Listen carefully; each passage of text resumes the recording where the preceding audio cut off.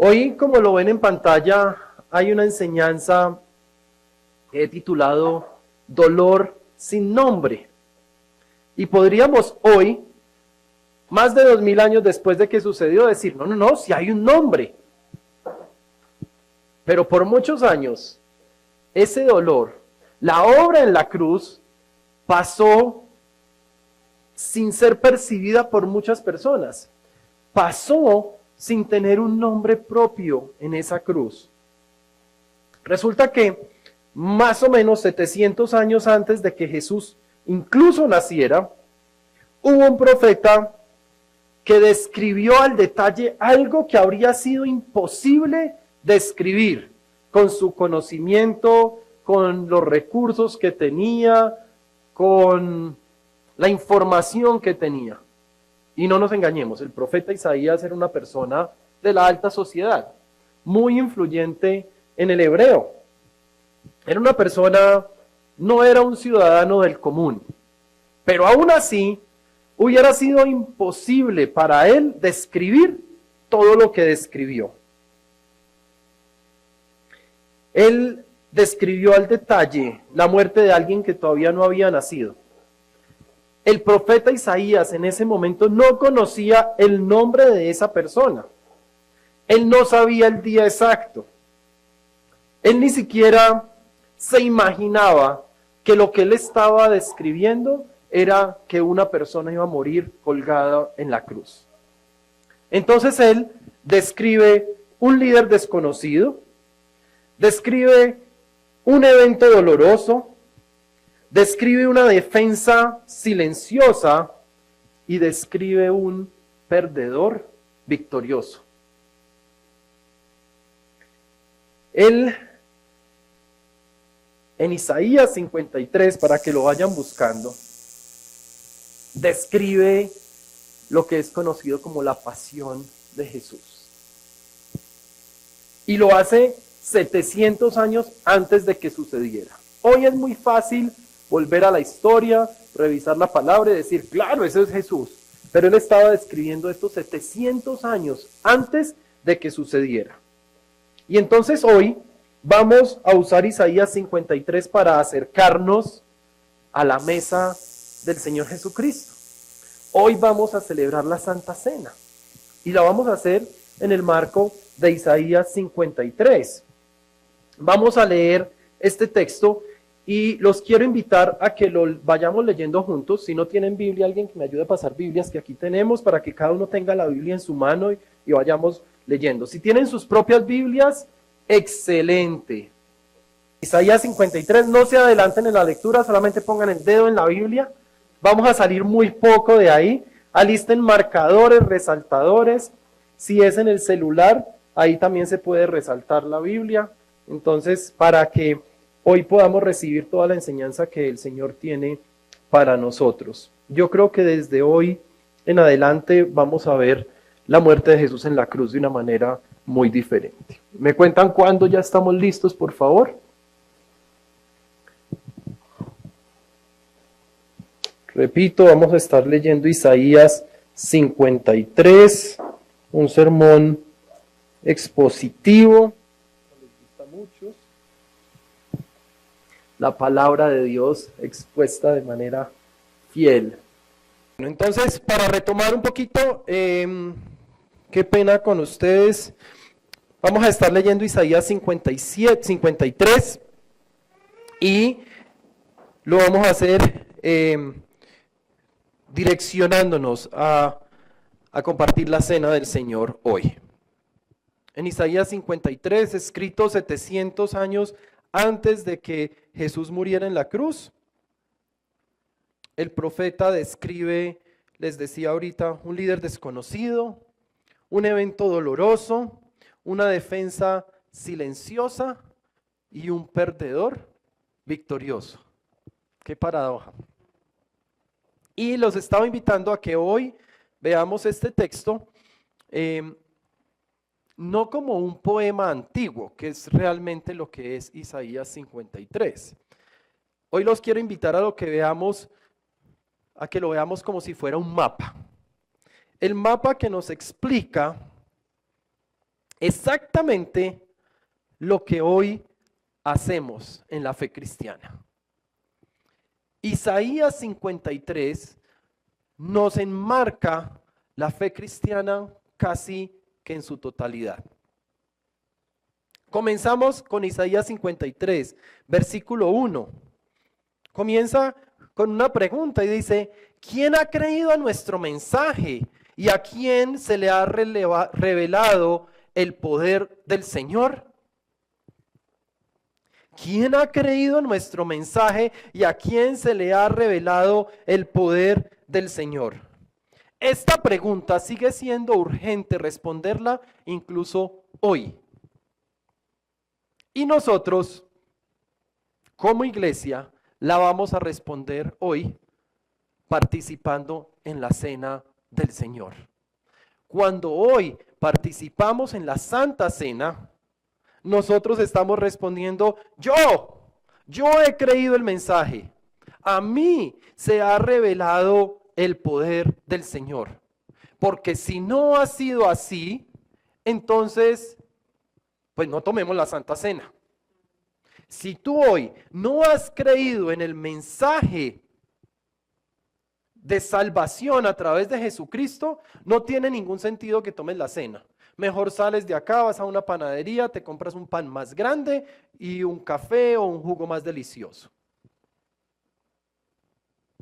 Si a ti no se te ha revelado el poder del Señor, entonces hoy no tomes la Santa Cena. Si hay otro poder más grande en la tierra, pues hoy no tomes la Santa Cena. Quédate, porque de pronto hoy sea el día en que se revele ese mensaje. Pero si no sucede el momento en que repartamos la Santa Cena, no la tomes. Cuando tomamos la Santa Cena, estoy diciendo públicamente, yo he creído en este mensaje y a mí se ha revelado el poder del Señor. Y este es un buen momento para estar pensando cómo se ha revelado en mi vida el poder del Señor. ¿Cómo he visto ese poder hecho una realidad en mi vida? Si lo pensamos bien, eso sucede día a día. Pero para avanzar con el mensaje, les decía que en Isaías 53 se describe a un líder desconocido. Y es tal vez la primera característica que vamos a ver acá, desconocido. Avanzajero. Isaías 53, versículos 2 y 3, dice, creció en su presencia como un vástago tierno, como raíz de tierra seca. No había en él belleza ni majestad alguna, y su aspecto no era atractivo, y nada en su apariencia lo hacía deseable. Despreciado y rechazado por los hombres, varón de dolores, hecho para el sufrimiento. Todos evitaban mirarlo. Fue despreciado y no lo estimamos. Vemos ahí en los versículos 2 y 3, cuando dice que fue despreciado y rechazado, varón de dolores, hecho para el sufrimiento. Todos evitaban mirarlo. Esto sucedió porque él no vino con la imagen que la humanidad esperaba. El Mesías prometido, nadie esperaba verlo en una cruz, torturado, sangrando, coronado con una corona de espinas. Nadie esperaba verlo entrar a Jerusalén en un burro. No era lo que ellos esperaban, por eso es que ellos no deseaban verlo. No había una corona visible, la corona que le pusieron fue hecha a última hora y era de espinas, sin saber que estaban cumpliendo una profecía. No tenía poder militar. Llegó con la ayuda de 12 personas, pescadores, recaudador de impuestos, los menos esperados para hacer la mano derecha, el cuerpo primario, el equipo primario de ese Mesías prometido. Él vino como alguien ordinario, tan ordinario que lo ignoramos, tan ordinario, tan del común, que fue desconocido. Cuando Jesús llegó a la tierra, Él no llegó a Roma, el centro del poder. Él llegó a Nazaret. Llegó como un carpintero, no como un general, como un comandante, como alguien de poder y autoridad. Vino como un carpintero que le sirve y le sigue los caprichos a las personas que necesitan sus artefactos en madera. Vino como servidor. Y fue rechazado primeramente por los suyos. Él no fue aceptado ni siquiera en su mismo pueblo. Y entonces, hoy la pregunta no va a ser si el mundo lo reconoció. Sabemos que el mundo no lo reconoció. La pregunta es más personal. ¿Lo reconozco yo? ¿Reconozco a ese líder desconocido? ¿Reconozco a ese Mesías que vino sin poder militar aparente? Y digo aparente porque era el comandante de los ejércitos celestiales, aún lo es. Vino sin dinero y sin dónde reposar la cabeza, siendo el dueño de todo lo que existe. La pregunta entonces es si tú lo reconoces o si tú continúas buscando a un Dios más llamativo, a un Dios más poderoso, porque no lo vas a encontrar. Y si hoy es el primer día que el Señor Jesucristo se está presentando delante de ti, pues no esperes encontrar el rey que vino en el caballo blanco, con insignias militares, con cientos de caballos y de poder militar persiguiéndolo y protegiéndolo. El Señor Jesús se presentó como el servidor que vino a entregar la vida por ti y por mí. Y no fue fácil. No fue fácil.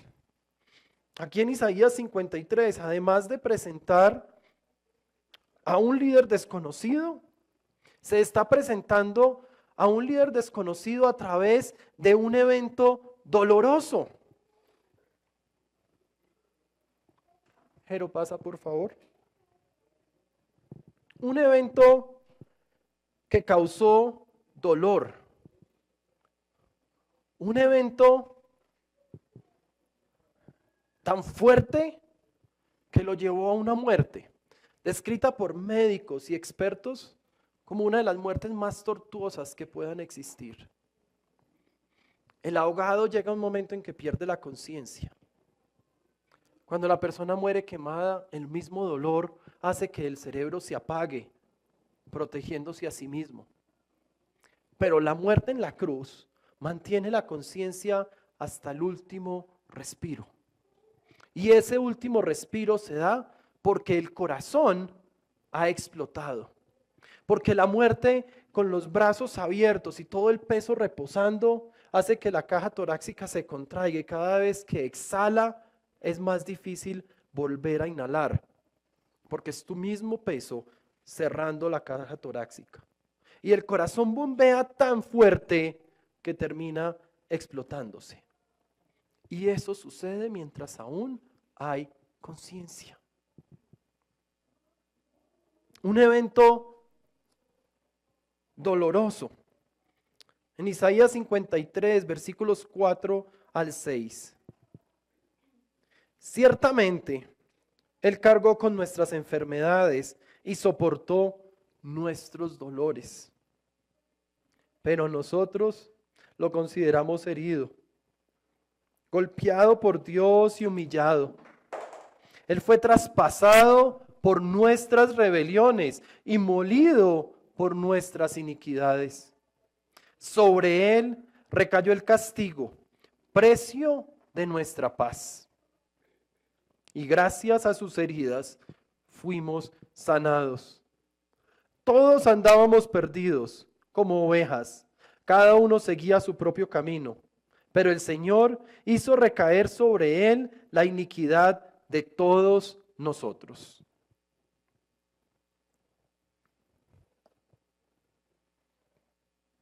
No sé si alguna vez hemos pensado en ese dolor. No sé si alguna vez hemos experimentado una herida en nuestro cuerpo y la hemos relacionado con las múltiples heridas de nuestro Señor Jesucristo. Eso lo vivió por nosotros. Devolvámonos al versículo 4 y pónganle atención, pongámosle atención a los pronombres. Ciertamente Él cargó con nuestras enfermedades, soportó nuestros dolores, pero nosotros lo consideramos herido, golpeado por Dios y humillado. Y luego cambia ese pronombre. Él fue traspasado por nuestras rebeliones, molido por nuestras iniquidades. Pero el castigo, ¿qué pronombre tiene? Él. Sobre Él recayó el castigo. Sobre Él cayó el precio de nuestra paz.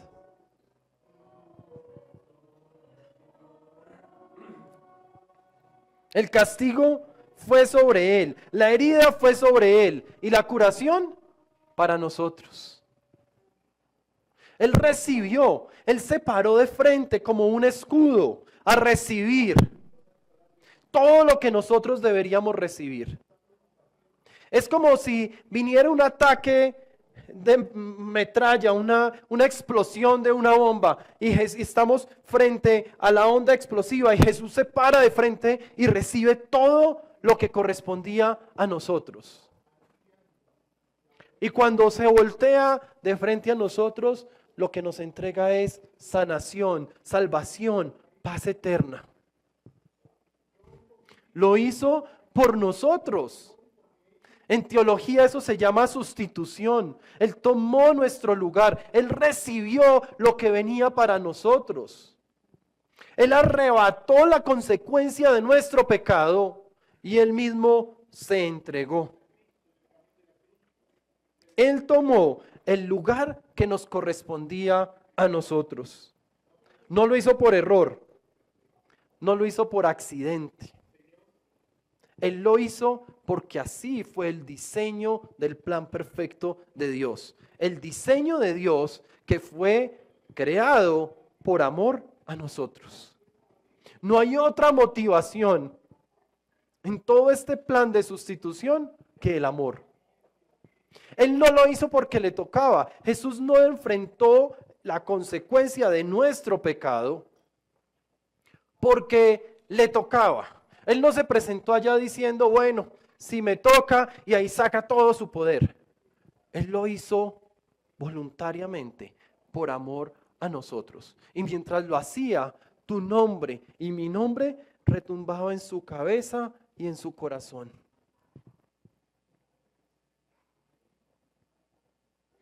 Todos andábamos perdidos como ovejas. Cada uno seguía su propio camino. Pero el Señor hizo recaer sobre Él la iniquidad de todos nosotros. Él hizo que así sucediera. Su poder divino lo utilizó para hacer que sobre Él cayera todo lo que correspondía a nosotros. Y ahí en el versículo 6 vemos lo que algunos estudiosos llaman un versículo bisagra. Miren cómo comienza con todos nosotros. Todos nosotros andábamos perdidos como ovejas. Empieza en nosotros, todos nosotros. Y termina con todos nosotros. Ahí en el versículo 6 dice, sobre él la iniquidad de todos nosotros. ¿Qué está en el centro? Está Él. Nosotros andábamos perdidos. Él asume todo lo que correspondía a nosotros y ahora nosotros somos beneficiarios. Ahora nosotros ya no cargamos la consecuencia de esa iniquidad.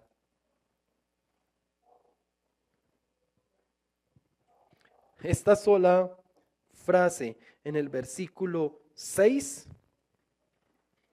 es la teología de la Santa Cena. ¿Por qué hacemos la Santa Cena?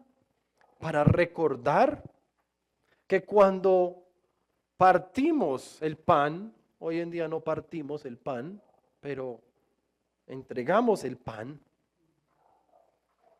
recordamos que su cuerpo fue molido, destruido por nosotros.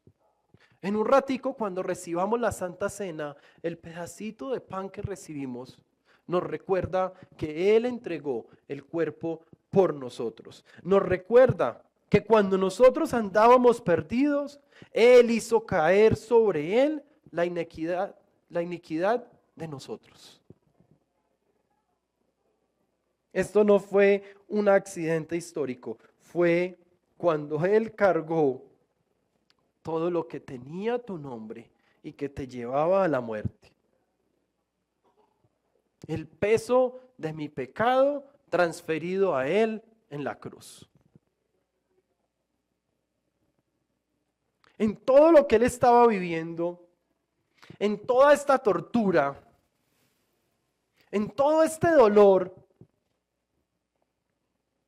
su defensa fue silenciosa. Siendo completamente hombre y completamente Dios, Él se pudo haber revelado, se pudo haber defendido con poder divino, pudo haber hecho llover fuego del cielo y destruir a todos los que lo atacaban, pero no lo hizo.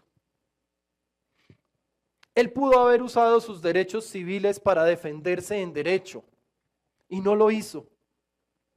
Su defensa fue silenciosa y no fue una defensa de Él mismo, fue una defensa de nosotros. Avanzamos en Isaías 53, versículos 7 al 9. Maltratado y humillado, ni siquiera abrió su boca, completamente silencioso. Como cordero fue llevado al matadero, como oveja enmudeció ante su trasquilador, y ni siquiera abrió su boca. Después de aprenderlo y juzgarlo, le dieron muerte. Nadie se preocupó de su descendencia. Fue arrancado de la tierra de los vivientes y golpeado por la transgresión de mi pueblo. Se le asignó un sepulcro con los malvados y murió entre los malhechores, aunque nunca cometió violencia alguna, ni hubo engaño en su boca. El único ser perfecto que ha caminado sobre esta tierra. Nunca hubo engaño en su boca. Nunca cometió violencia alguna. Y murió con el peor castigo de la humanidad. En los juicios romanos, cada acusado tenía derecho a hablar en su defensa. ¿Qué hizo Jesús? Cuando estaba frente a Pilato, Él guardó silencio. La gente que estaba alrededor lo vieron como una debilidad. Yo me imagino que algunos murmuraban y decían, ¿no era Dios? De hecho, la Biblia lo registra. Si es Dios, ¿por qué no se defiende? Si es Dios, ¿por qué no usa al menos la autoridad que tiene aquí en la tierra como ciudadano? Pero el profeta Isaías nos lo presenta como algo completamente diferente. Ese silencio no era su impotencia, era su elección. Fue su decisión guardar silencio. Él podría haber llamado legiones de ángeles. Él le podía haber ordenado a los ángeles del cielo que se presentaran inmediatamente en su defensa. Y no lo hizo. Uno de los nombres más poderosos de Dios es Jehová de los ejércitos celestiales, Sabaoth. Comandante de los ejércitos celestiales. A una orden, los ángeles le obedecen. Y él guardó silencio. Él eligió el camino del Cordero. No lo hizo porque no tuviera poder. Lo hizo porque tenía un propósito. Y ese propósito somos nosotros.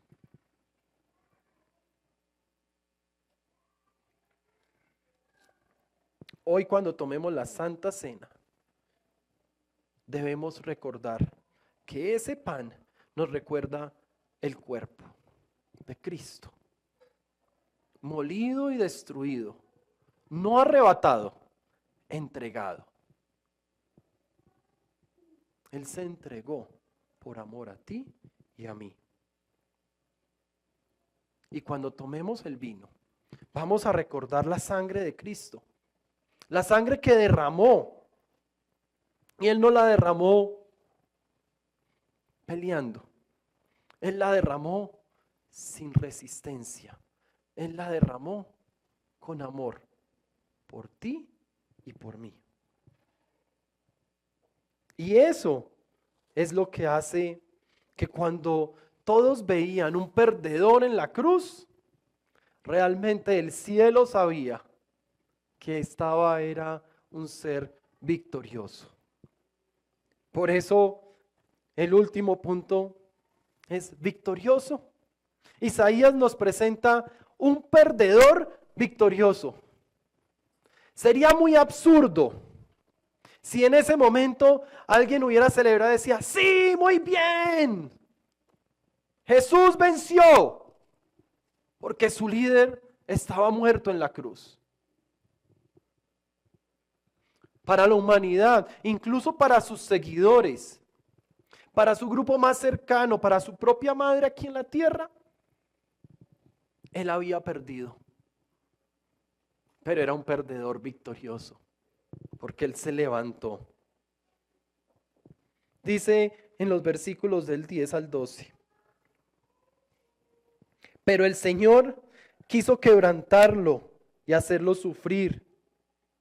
Y como Él ofreció su vida, y como Él ofreció su vida en expiación, verá su descendencia y prolongará sus días, y llevará a cabo la voluntad del Señor.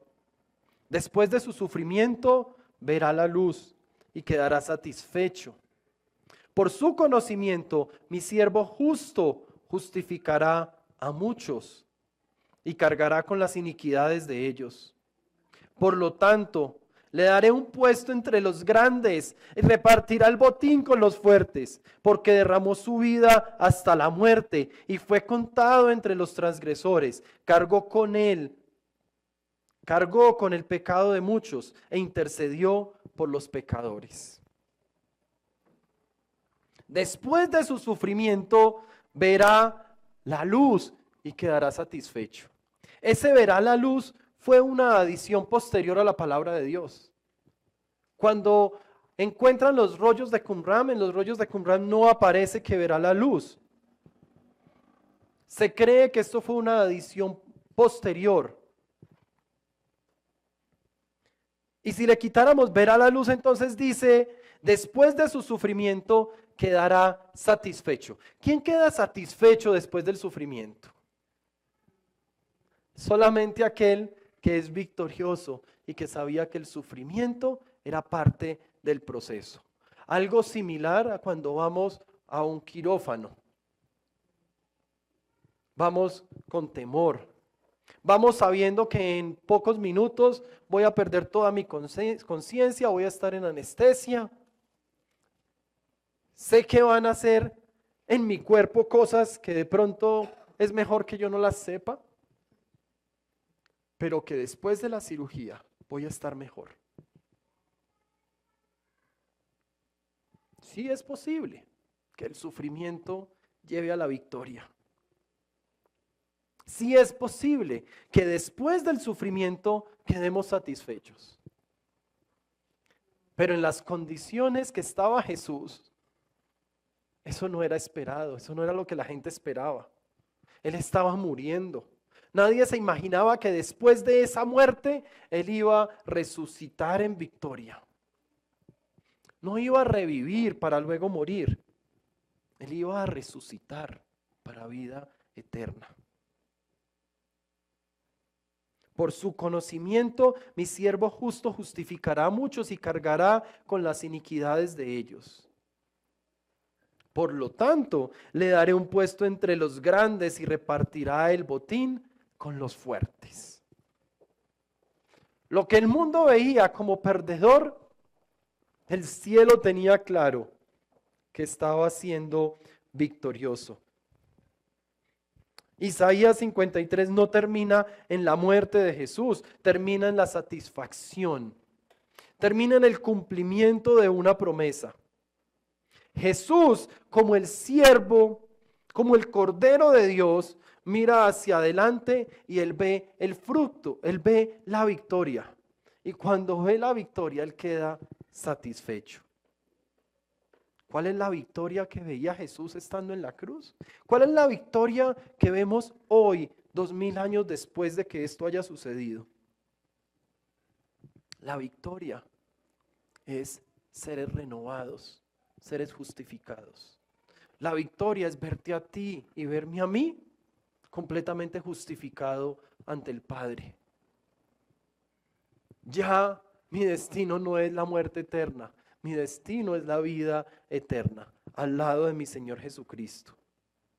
Ya yo no cargo mis iniquidades, ya yo no cargo la consecuencia del pecado.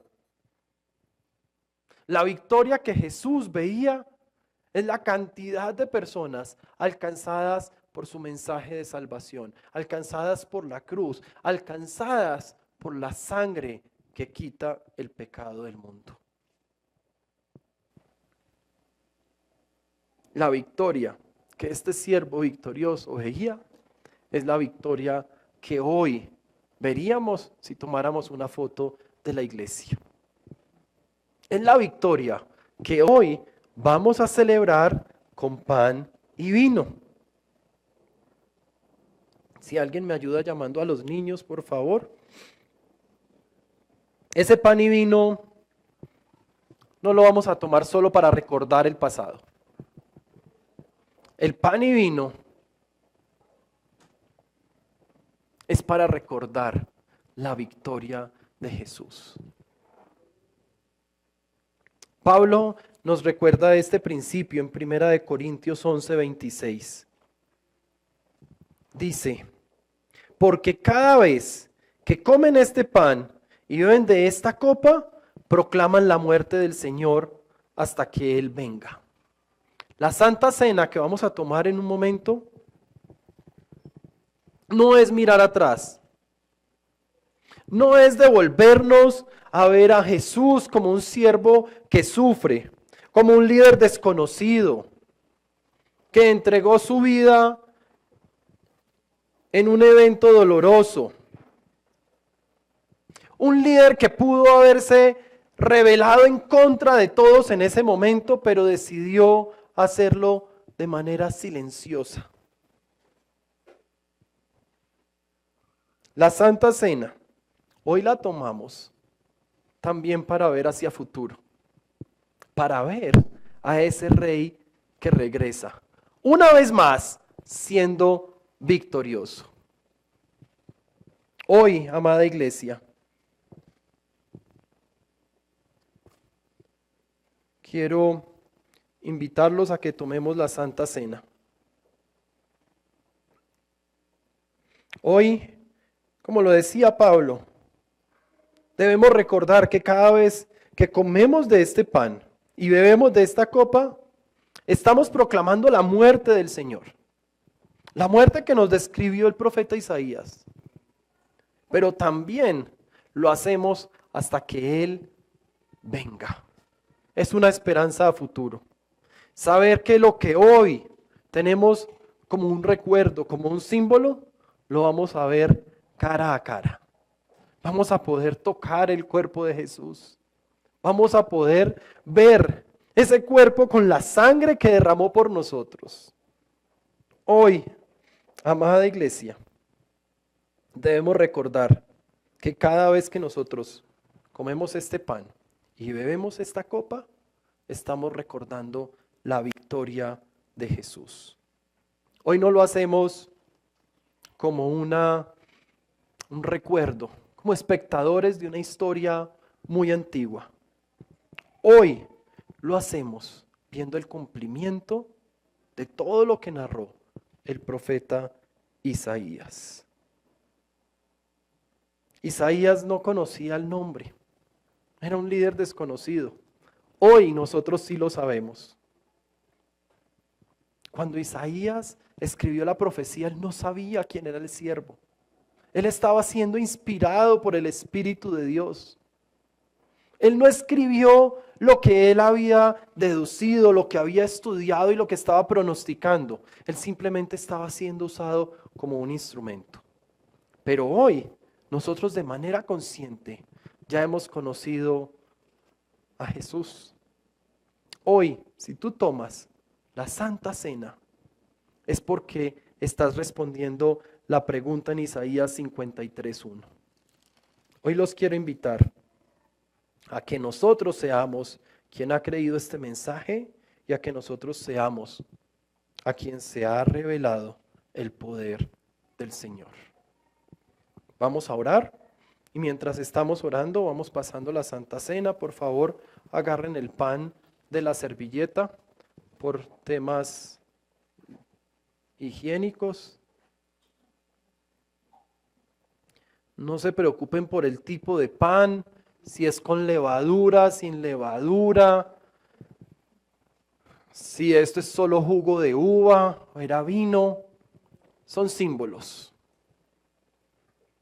Lo importante no es lo que hoy tenemos en nuestras manos para celebrar la Santa Cena, sino lo que hay en nuestro corazón.